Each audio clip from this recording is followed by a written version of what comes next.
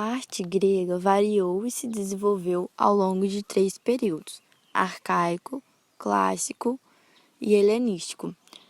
A área que mais se destacou foram as esculturas. Durante o período arcaico, os gregos começaram a esculpir em mármore sob forte influência dos egípcios, e suas esculturas receberam o nome de kouros, que significa homem jovem. Porém, os gregos queriam que a estátua fosse um objeto belo e não somente a estátua de um homem. E como não havia regras rígidas para sua produção, a escultura evoluiu, e agora, durante o período clássico, a escultura possuía mais movimento. Além disso, também foram criadas regras de representação e proporção, já que o escultor valorizava a simetria natural do corpo humano. Por fim, foi no período helenístico que as esculturas atingiram o maior grau de realismo. Elas traziam sentimentos e podiam traduzir a personalidade da escultura. Além disso, os escultores passaram a representar o nu feminino. A sociedade grega era marcada por profundas desigualdades sociais. Embora houvesse uma diferenciação na organização social de cada cidade-estado, no geral, quase todas seguiam um padrão. Cada polis tinha sua própria organização social. Algumas, como Atenas, admitiam a escravidão por dívidas ou guerras. Outras, como Esparta, tinham poucos escravos, mas possuíam os servos estatais que pertenciam ao governo espartano. Ambas cidades tinham uma oligarquia que os governava. Quando falamos em Grécia Antiga, não estamos nos referindo a um país unificado. Na verdade, era um conjunto de cidades que compartilhavam a língua, costumes e algumas leis. No entanto, muitas delas eram até inimigas entre si, como foi o caso de Atenas e Esparta.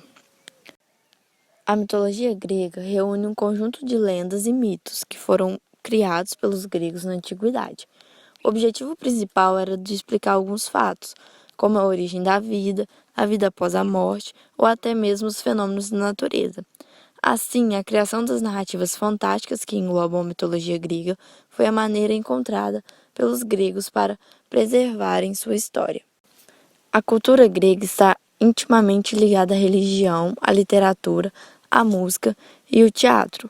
Contavam os feitos dos heróis e de sua relação com os deuses que viviam no Olimpo.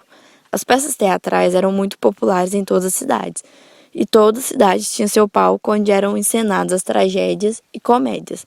A música também era muito importante, alegrava os banquetes civis e acompanhava atos religiosos. Os esportes faziam parte do cotidiano dos gregos também. Por isso, para celebrar a aliança entre os diferentes polis, organizavam-se competições nos tempos de paz. As cidades gregas eram bem marcadas e divididas. Na parte mais alta ficava a Acrópole, onde se encontravam os templos. Era um lugar murado onde a população se dirigia procurando refúgio caso houvesse ataque.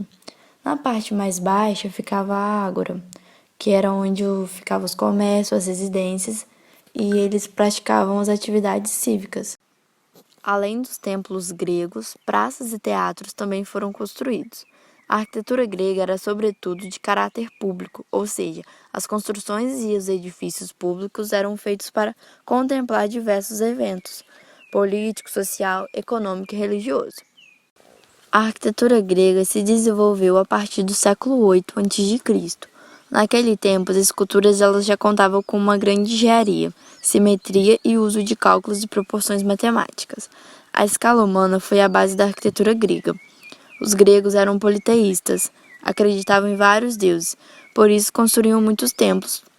Mas nessa época só serviam para abrigar as esculturas. A arquitetura dos templos era baseada nos princípios de peso e sustentação, denominado pela horizontalidade.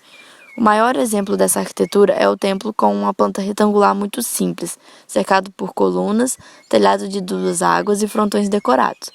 O monumento típico dessa arquitetura clássica é o Panteão. No período clássico, encontramos 3 estilos de arquitetura: o dórico, o jônico e o coríntio. O dórico tinha um capitel muito simples, coluna não apresentava base e remetia à forma do homem. O jônico, ao contrário do dórico, remetia à forma da mulher. Se diferenciava por 2 volutas no capitel. Era mais elegante e sobre a base se sustentava um fuste longo e delgado, dimensões mais esbeltas. No coríntio, o capitel apresenta uma decoração exuberante com folhas de coroamento jônico. O fuste representa luxo e riqueza. Essas ordens significou uma busca pela perfeição na arte de construir.